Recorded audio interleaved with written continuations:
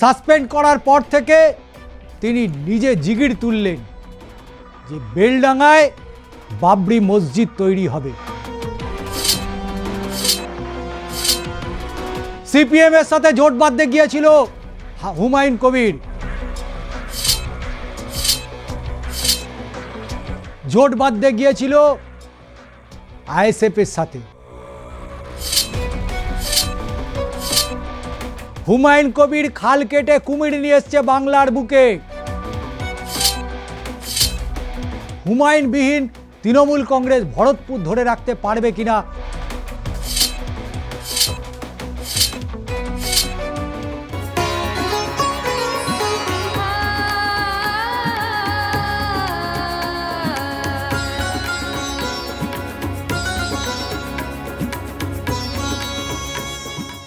নমস্কার, শুরু করছি বাংলার মাটি বাংলার ভোট। অনেকগুলো কেন্দ্রতে আমরা নজর রেখেছি, তবে এই কেন্দ্রের দিকে অবশ্যই বিশেষ করে নজর রাখতেই হচ্ছে, কারণ এই কেন্দ্র থেকেই নতুন রাজনৈতিক দলের উত্থান হয়েছে। হ্যাঁ, আম জনতা উন্নয়ন পার্টি 2026 সালে তৃণমূল কংগ্রেস তাকে সাসপেন্ড করে দিয়েছিল।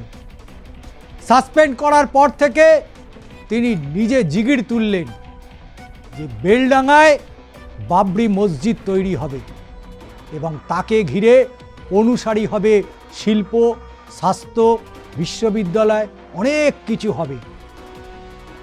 সেই সময় এ কথা হয়েছিল, কিন্তু সময় যত পরিবর্তন হয়েছে, সময় যত ঘুরেছে, আমরা দেখছি সিপিএম এর সাথে জোট বাঁধতে গিয়েছিল।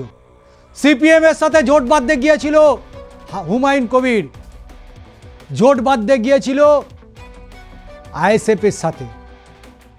আইএসএফ জোট বাঁধেনি, সিপিআইএম জোট বাঁধেনি।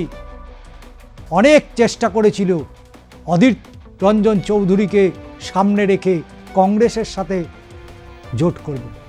লোকে দুয়ারে দুয়ারে ঘুরেছে, কিন্তু দুয়ারে দুয়ারে ঘুরেও মেলেনি কোনো সমাধান, কোনো রফা সূত্র। অবশেষে কার হাত ধরলেন? হুমায়ুন কবির। যে ভুলটা তৃণমূল কংগ্রেস 2005 সালে করেছিল, আজকে 2026-এ এসে তার খেসারত দিতে হচ্ছে তৃণমূল কংগ্রেসকে। ঠিক একই ভুল করছে 2026-এ, ওই ভুলেই আবার পা দিয়েছে হুমায়ুন কবির। কারণ আসাউদ্দিন ওয়েসির সাথে হাত মিলিয়েছে, অর্থাৎ হুমায়ুন কবির আবারও খাল কেটে কুমির নিয়ে এসছে বাংলার বুকে। হুমায়ুন কবির খাল কেটে কুমির নিয়ে এসছে বাংলার বুকে। আর সেই আসাউদ্দিন কি বলছেন? তিনি বলছেন বছরের পর বছর মুসলিম ভোটার চলে যাচ্ছে, কখনো বামেদের, কখনো কংগ্রেসের, কখনো তৃণমূল কংগ্রেস, কখনো বিজেপির। এভাবে চলতে পারে না।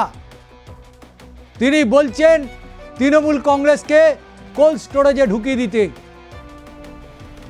বিজেপি নিয়ে তো কোনো কথাই হবে না, কারণ এসআইআর এর মধ্যে দিয়ে যেভাবে সংখ্যালঘু ভোটারদের নাম বাদ গিয়েছে, তাতে 1 ইঞ্চি জমি হুমায়ুন কবির, আসাউদ্দিন ওয়েসি তারা কেউ ছাড়তে চাইছে না। অথচ এই হুমায়ুন কবির তিনি বলছেন মোহাম্মদ সেলিম যদি ভোটে দাঁড়াতেন তাহলে তাকে আমি সমর্থন করতাম। যদি অধীর রঞ্জন চৌধুরী মুর্শিদাবাদ থেকে প্রার্থী হন তাহলে আমি তাকে সমর্থন করব। মুর্শিদাবাদ থেকে অলরেডি অধীর রঞ্জন চৌধুরী দাঁড়িয়েছেন। তাই বহরমপুরের যে লড়াই হবে, সেই লড়াইয়ে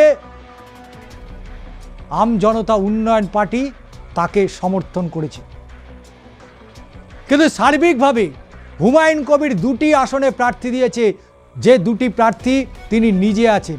অবশ্যই তিনি রাজ্যে একাধিক আসনে প্রার্থী দিয়েছেন, কিন্তু রেজিনগর এবং ভরতপুর, এই 2টি বিধানসভার দিকে অবশ্যই নজর তো রাখতেই হয়। কারণ হুমায়ুন কবির 2026 সালের এই নির্বাচনের দোরগোড়ায় যখন রাজনৈতিক দল তৈরি করেছেন, ঠিক 2021-এর বিধানসভা নির্বাচনের প্রাককালে আইএসএফ ইন্ডিয়ান সেকুলার ফ্রন্ট তারা নতুন দল গড়ে একেবারে সরাসরি ভোট রাজনীতিতে ভোট ময়দানে নেমে পড়েছিলেন। বামেরা শূন্য, কিন্তু বামেদের জোটের একটা প্রার্থী আইএসএফ জয়লাভ করেছিল নওশাদ সিদ্দিকী ভাঙড় থেকে। তাই ভরতপুরের দিকে তো অবশ্যই নজর রাখতে হয়। ভরতপুরের দিকে আমরা নজর রাখব, কারণ ভরতপুরের যে লড়াই হবে সেই লড়াই অবশ্যই নজর রাখার মতো লড়াই, অবশ্যই এটা দেখতে হয়। কারণ ভরতপুর বিধানসভা কেন্দ্রটা একেবারে নজর কাড়া কেন্দ্র, যেখান থেকে হুমায়ুন কবির তার নতুন দল পরিচালনা করছেন। ভরতপুরে হুমায়ুন কবির নতুন দল গড়ায় তার স্ত্রীর নামে ইতিমধ্যেই নোটিশ গিয়েছে। তাই হুমায়ুন কবিরের ভরতপুর এবং রেজিনগর কি হবে সেদিকে তো নজর দিতেই হয়। তবে দেখে নেব ভরতপুর বিধানসভা কেন্দ্রের বিগত দিনের ফলাফল কী ছিল, এসআইআরে পড়বে কোন কোন ইস্যুগুলো মূলত ভরতপুরের মানুষ তারা চাইছেন। প্রথমেই দেখে নেব ভরতপুর বিধানসভা কেন্দ্র, যেখানে নজর তো রাখতেই হয়। ভরতপুর বিধানসভা কেন্দ্র 2016 সালের বিধানসভা কেন্দ্র। 2016 বিধানসভা যে নির্বাচন, সেই নির্বাচনে ভরতপুর বিধানসভা কেন্দ্র কোথায় দাঁড়িয়েছিল? 2016 সালের বিধানসভা নির্বাচন ইন্ডিয়ান ন্যাশনাল কংগ্রেস তারা মোট ভোট পেল ভরতপুর বিধানসভা কেন্দ্র থেকে 36.18%। শুধু তাই নয়, পরিসংখ্যান বলছে 59,789টি ভোট পেয়েছিল ইন্ডিয়ান ন্যাশনাল কংগ্রেস। তারপরে অল ইন্ডিয়া তৃণমূল কংগ্রেস এই ভরতপুর বিধানসভা কেন্দ্র পরবর্তীতে তৃণমূল কংগ্রেস দখল করেছিল হুমায়ুন কবিরের নেতৃত্বে। 29.51% ভোট পেল ভরতপুর বিধানসভা কেন্দ্র থেকে শাসক দল তৃণমূল কংগ্রেস, অর্থাৎ 48,772টি ভোট পেয়েছিল। আরএসপি তারা আলাদা করে প্রার্থী দিয়েছিল। আরএসপি তারা পেল 24.17% ভোট, অর্থাৎ 39,949টি ভোট পেয়েছিল আরএসপি। এবং ভারতীয় জনতা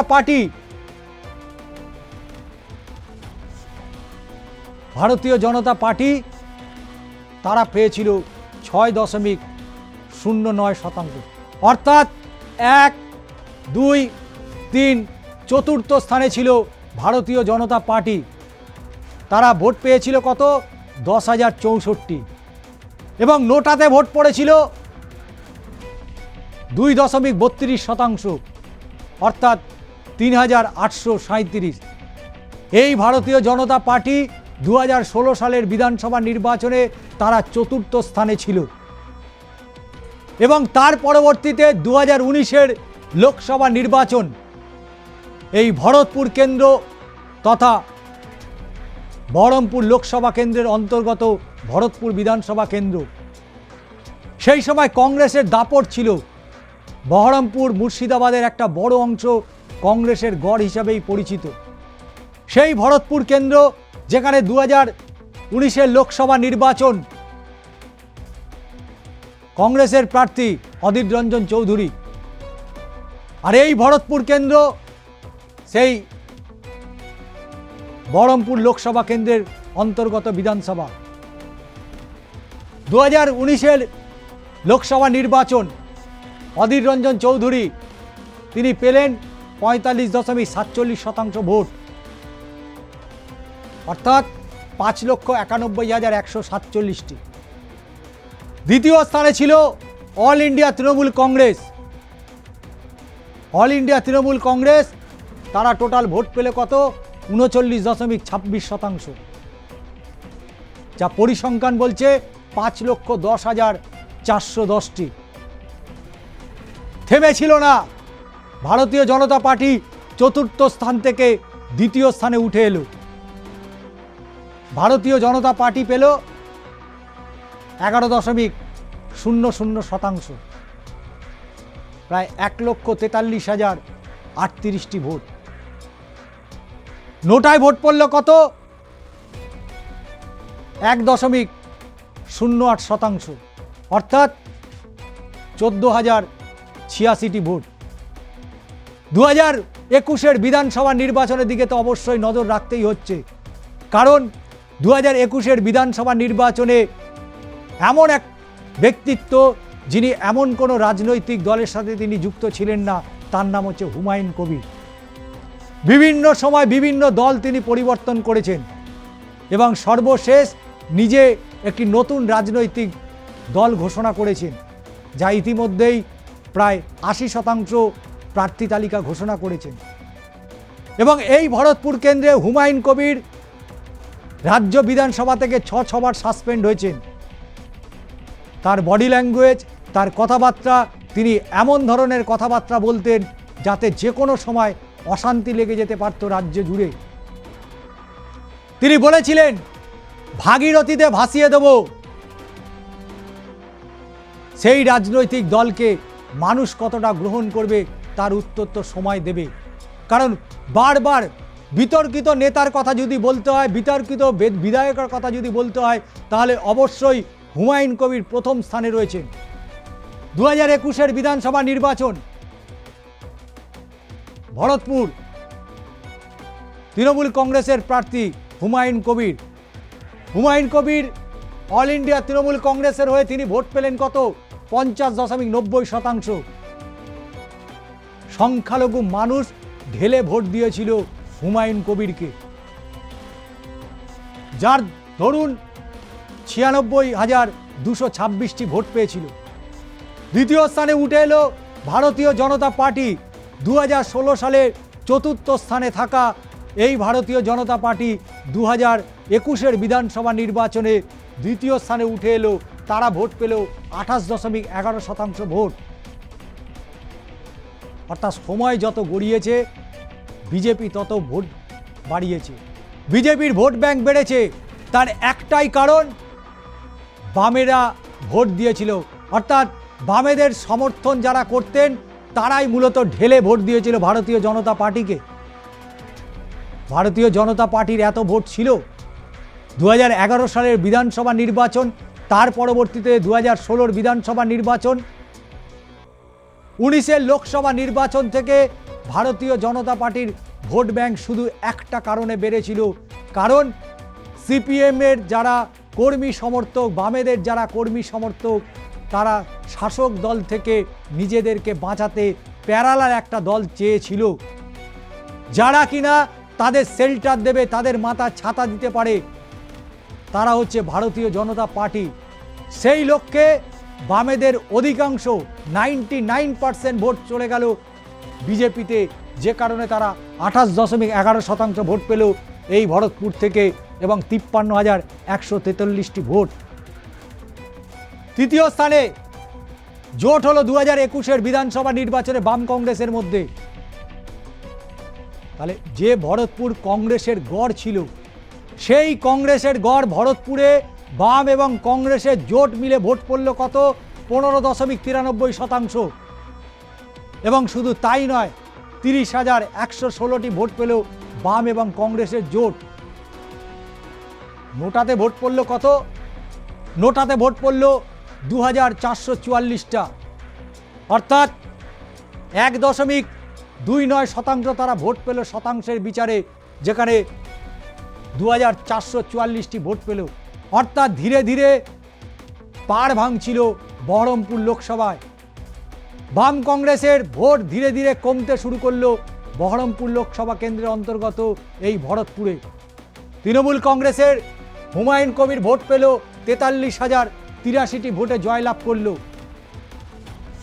খুব কম মার্জিনের ভোট নয়, কারণ যে মার্জিনে জিতেছে সেই মার্জিনে, আবারও বলছি, এই এসআইআর হওয়ার পর এই 43,083টি ভোট, এটা কিন্তু পুরো নিম্নগামী হয়ে যাবে, ডাউনফল করবে ভরতপুরে 2024-এর লোকসভা নির্বাচন। হাড্ডাহাড্ডি লড়াই। দিল্লির মসনদে ইন্ডিয়া জোটের প্রধানমন্ত্রী হবে না এনডিএ জোটের প্রধানমন্ত্রী হবে, এই লড়াইটা যখন একেবারে রাজ্যে এসে পৌঁছলো, তখন যুযুধান দুই শিবির, তৃণমূল কংগ্রেস এবং বিজেপির মধ্যে লড়াই শুরু হলো। কারণ বিজেপি এবং তৃণমূল এই লড়াইয়ের মাঝে আর কাউকে সেভাবে আমরা দেখতে পাইনি। হ্যাঁ, দেখতে পেয়েছি মালদা দক্ষিণে, তাই লড়াই ছিল, কংগ্রেসের সাথে লড়াই ছিল। কংগ্রেস একটা সর্বভারতীয় দল, তাদের সাথেই বিজেপির একটা হাড্ডাহাড্ডি লড়াই হওয়ার দরকার ছিল। কিন্তু রিজিওনাল তৃণমূল কংগ্রেস, যদিও তারা অল ইন্ডিয়া তৃণমূল কংগ্রেস বলেন, কিন্তু সর্বভারতীয় স্তরে তাদের বিধায়ক সংখ্যা শুধুমাত্র পশ্চিমবঙ্গে রয়েছে। তাই তৃণমূল কংগ্রেসের সাথে তার লড়াই হলো 2021 বিধানসভা নির্বাচনে, যেখানে বাম কংগ্রেস জায়গা পেল না। 2024 লোকসভা নির্বাচন, আবারও বাম কংগ্রেসের জোট। 2024 লোকসভা নির্বাচন, আবারও বাম কংগ্রেসের জোট। 2024 লোকসভা নির্বাচন, সেই নির্বাচন অবশ্যই ভরতপুর একটা অত্যন্ত গুরুত্বপূর্ণ ভূমিকা পালন করেছিল, বিশেষ করে তৃণমূল কংগ্রেসের জন্য। কারণ এই বহরমপুর লোকসভা কেন্দ্র, যেখানে তৃণমূল কংগ্রেস মাস্টার স্ট্রোক দিয়েছিল ইউসুফ পাঠানকে এনে, তাই তৃণমূল কংগ্রেস লড়াই করলো এখানে বাম কংগ্রেসের সাথে, না বিজেপির সাথে লড়াই হলো। কারণ 2024 লোকসভা নির্বাচনে অল ইন্ডিয়া তৃণমূল কংগ্রেস তারা ওখান থেকে ফ্লাইট ধরল, এক প্রকার বলা যেতে পারে। অর্থাৎ যেভাবে তৃণমূল কংগ্রেস এই বহরমপুর লোকসভা আসন তারা দখল করলো, যেখানে তারা 37.88% ভোট পেয়েছিল, 37.88% ভোট পেল। অর্থাৎ পরিসংখ্যান বলছে 5,24,516টি vote. Indian national Congress Adhir Ranjan Chowdhury বাম কংগ্রেসের জোট, তারা ভোট পেল কত? 2019 পরে 2024 লোকসভা নির্বাচনে তাদের ভোট কমে গেল। তারা 31.74% ভোট পেল জোট করে। সিপিএম বামফ্রন্টের সাথে জোট করে অধীর রঞ্জন চৌধুরী পেলেন 31.74% ভোট, অর্থাৎ 4,39,494টি ভোট। মানুষ ঢেলে ভোট দিয়েছিল তৃণমূল কংগ্রেসকে, যার ফলাফল স্বরূপ তৃতীয় স্থানে উঠে এলো ভারতীয় জনতা পার্টি। ভারতীয় জনতা পার্টি পেল 26.86% ভোট, অর্থাৎ 3,71,386টি ভোট পেয়ে তৃতীয় স্থানে এলো ভারতীয় জনতা পার্টি। লড়াই হয়েছিল। অধীর রঞ্জন চৌধুরী 1 ইঞ্চি জমি ছাড়তে চায়নি বহরমপুরে, কিন্তু লড়াইয়ের মাস্টার স্ট্রোকেই জিতে গেল শাসক দল তৃণমূল কংগ্রেস। নোটাতে ভোট পড়েছিল কত? নোটাতে ভোট পড়েছিল 0.54%, অর্থাৎ 7,485টি ভোট। লড়াই ছিল। কিন্তু গত 2 বছরে বহরমপুর, মুর্শিদাবাদ, রেজিনগর, ভরতপুর এন্টার যে এলাকাগুলো রয়েছে, বিধানসভাগুলো রয়েছে, তার অনেক ইকুয়েশন বদলে গিয়েছে। কারণ অনেকগুলো ইস্যু রয়েছে 2026-এ, শুধুমাত্র এসআইআর নয়। এখানে ওয়াকফ সম্পত্তি নিয়ে তীব্র বিরোধিতা করেছিলেন এ রাজ্যের তৃণমূল কংগ্রেসের বিধায়ক হুমায়ুন কবির, এবং শুধু তাই নয়, আইএসএফ বিধায়ক নওশাদ সিদ্দিকী। একদিকে তৃণমূল কংগ্রেস, একদিকে আইএসএফ, দুই দলের বিধায়করা তারা সরাসরি চলে গেল সুপ্রিম কোর্টে মামলা দায়ের করল। হুমায়ুন কবির, নওশাদ সিদ্দিকী যৌথভাবে তারা মামলা করেছিল সুপ্রিম কোর্টে এই ওয়াকফ সম্পত্তি আটকাতে। সেই ওয়াকফ সম্পত্তির সুপ্রিম কোর্টে বড় ধাক্কা খেল হুমায়ুন এবং নওশাদ। রাজ্য জুড়ে ওয়াকফ সম্পত্তির যেভাবে আইন আনা হলো, যে সংশোধনী আনা হলো, তাতে করে রাজ্য জুড়ে অশান্তির পরিবেশ তৈরি হলো, বিশেষ করে সংখ্যালঘু এলাকায়। মুর্শিদাবাদে আগুন জ্বলেছিল এই ওয়াকফ সম্পত্তি নিয়ে। এখানেই শেষ নয়। 2010 সালের পর থেকে পশ্চিমবঙ্গে যারা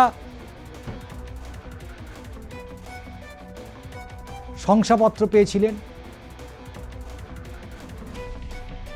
ওবিসি সার্টিফিকেট যারা পেয়েছিলেন, তারাও আজকে প্রশ্নচিহ্নের মাঝে।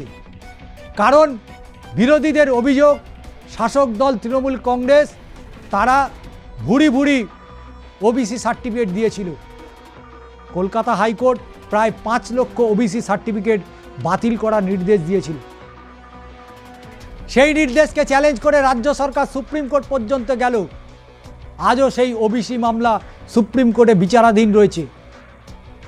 তাই সরকারি কোনো সাহায্য, যারা পিছিয়ে পড়া যে সমস্ত মানুষ রয়েছে তারা ওবিসি সার্টিফিকেট ব্যবহার করতে পারছে না। স্কুল, কলেজ, বিশ্ববিদ্যালয়ে ভর্তির ক্ষেত্রে ছাড় দিয়েছে, কিন্তু বাকি ছাড় পায়নি। তাই একদিকে ওবিসি, পাশাপাশি রয়েছে ওয়াকফ সম্পত্তির মতো গুরুত্বপূর্ণ, যা সংখ্যালঘু ভোট ব্যাংকে বড় আঘাত করেছিল, এবং তার ওপর ঘায়ের ওপর বিস্ফোরা, গোদের ওপর বিস্ফোরার মতন এই এসআইআর। এই এসআইআরকে নিয়ে বহরমপুর, মুর্শিদাবাদে এন্টায়ার জেলা জুড়ে এ রাজ্যে কেন্দ্রীয় স্বরাষ্ট্রমন্ত্রী এসে বলেছিলেন যে রোহিঙ্গা, ঘুষপেটিয়া, বাংলাদেশি তারা এই সমস্ত জেলাগুলোতে ভরপুর ভরে গেছে। যেভাবে এসআইআরে হাজার হাজার মানুষের নাম বাদ গেল, সেইখানে ভরতপুর বিধানসভা কেন্দ্র তো অবশ্যই নজর কাড়বেই। কারণ হুমায়ুন কবির আজকে আর তৃণমূল কংগ্রেসে নেই। তিনি একটি নিজে দল গঠন করেছে, যার নাম হচ্ছে আম জনতা উন্নয়ন পার্টি, এবং এর সাথে যুক্ত হয়েছে আসাদউদ্দিন ওয়েসিয়া। ফলে লড়াই হবে ভরতপুর বিধানসভা কেন্দ্রে, লড়াই হবে রেজিনগরে। যদিও আমরা ভরতপুর বিধানসভা কেন্দ্র নিয়ে আলোচনা করছি, কারণ ভরতপুর বিধানসভা কেন্দ্রে হুমায়ুন কবিরের দাপট ছিল, দাপট রাখবে। তবে তার দল কতটা ভোট পায় সেটা অবশ্যই 4 মের পরে বোঝা যাবে। আমরা পরবর্তীতে নজর রাখব, কারণ 2021-এর যে বিধানসভা নির্বাচন হয়েছিল, সেই নির্বাচনে ভরতপুরে তৃণমূল কংগ্রেস বিপুল মার্জিনে জয়লাভ করেছিল, এবং হুমায়ুন কবির তিনি 43,083 ভোটে জয়লাভ করেছিলেন। অর্থাৎ কিনা 43,083 ভোটে জয়লাভ করেছিলেন ভরতপুর বিধানসভা কেন্দ্র থেকে। ফিগারটা কম নয়, একটা বিধানসভার জন্য 43,000 কম মার্জিন নয়। পশ্চিমবঙ্গে 294টি আসনের মধ্যে এরকম বহু কেন্দ্র রয়েছে যেখানে 5 থেকে 6,000 ব্যবধানে জয়লাভ করেছে, কিন্তু ভরতপুরে 43,000 এসআইআর হলো। 16ই ডিসেম্বর বাদ পড়ল কত? 14,230 জনের নাম। তাহলে 43,000 থেকে 14,000 বাদ চলে গেল, 14,230 জনের নাম বাদ চলে গেল 16ই ডিসেম্বর 2025। আবার এসআইআরের বাদ পড়ল কত? 510 জন। 28শে ফেব্রুয়ারি, এই 28শে ফেব্রুয়ারি 510 জন, অর্থাৎ 14,740 জন। এই জায়গা দাঁড়িয়ে এসআইআরে মোট বাদ পড়ল কত? 14,740 জনের নাম এক ধাক্কায় বাদ চলে গেল। রাজ্য জুড়ে ভিন্ন রাজ্য থেকে পর্যবেক্ষকরা আসছেন। ইতিমধ্যেই আপনারা জানেন যে ঘটনা ঘটেছে রাজ্যে কালিয়াগঞ্জে, পর্যবেক্ষকদের আটকে রাখা হয়েছিল, যদিও তাদের উদ্ধার করা সম্ভব হয়েছে। ঘটনার জল সুপ্রিম কোর্ট পর্যন্ত পৌঁছে গিয়েছে। কলকাতা হাইকোর্টের বিচারপতি সুজয় পাল গতকাল রাতেই রিপোর্ট দিয়েছে সুপ্রিম কোর্টের প্রধান বিচারপতি সূর্যকান্তকে। মহামান্য সুপ্রিম কোর্ট তড়িঘড়ি সিদ্ধান্ত নিয়েছে। কি হচ্ছে রাজ্যে কি চলছে? ভারতবর্ষের 12টি রাজ্যে এসআইআর হচ্ছে, এবং বাংলায় এত অশান্তি কেন? প্রশ্ন তুলেছিল সুপ্রিম কোর্ট। এবং সেই এসআইআর অবশ্যই ভরতপুরের মানুষের কাছে একটা আতঙ্কর পরিবেশ তৈরি করেছে। কারণ ভরতপুরের 5% হচ্ছে সংখ্যালঘু ভোটার। তাই পরবর্তী প্লেটে অবশ্যই দেখতে হয়, কারণ তৃণমূল কংগ্রেসের হুমায়ুন কবির বিজয়ী হয়েছিলেন 43,083টি ভোটে। তৃণমূল কংগ্রেসের বিধায়ক হুমায়ুন কবির বর্তমানে তিনি রয়েছেন আম জনতা উন্নয়ন পার্টির হয়ে, এখন তিনি তৃণমূল কংগ্রেসে নেই। ফলে লড়াইটা আছে।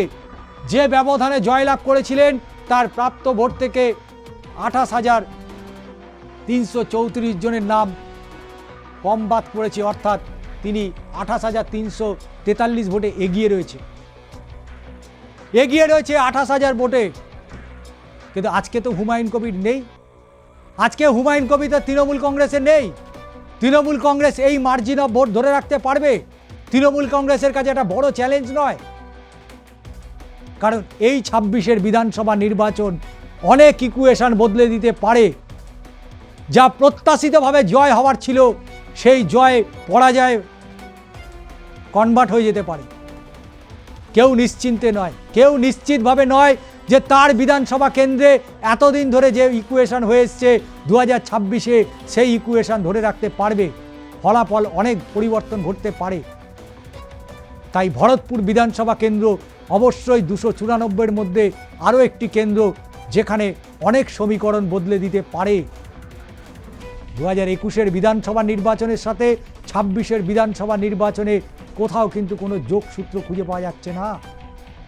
কারণ সেদিনের হুমায়ুন কবির আজকে তার আম জনতা উন্নয়ন পার্টি। তৃণমূল কংগ্রেসকে একাইভাবে লড়তে হবে। তাই হুমায়ুনবিহীন তৃণমূল কংগ্রেস ভরতপুর ধরে রাখতে পারবে কিনা, এটাই কিন্তু এই মুহূর্তে 1 কোটি টাকার প্রশ্ন। তো দর্শক বন্ধু, কেমন লাগছে আমাদের বিধানসভা ধরে এই বিশ্লেষণ? আপনারা আপনাদের মতামত জানান এবং অবশ্যই চ্যানেলটিকে সাবস্ক্রাইব করুন। আজ এখানেই শেষ করছি, আবারও দেখা হচ্ছে অন্য কোনো বিধানসভাতে।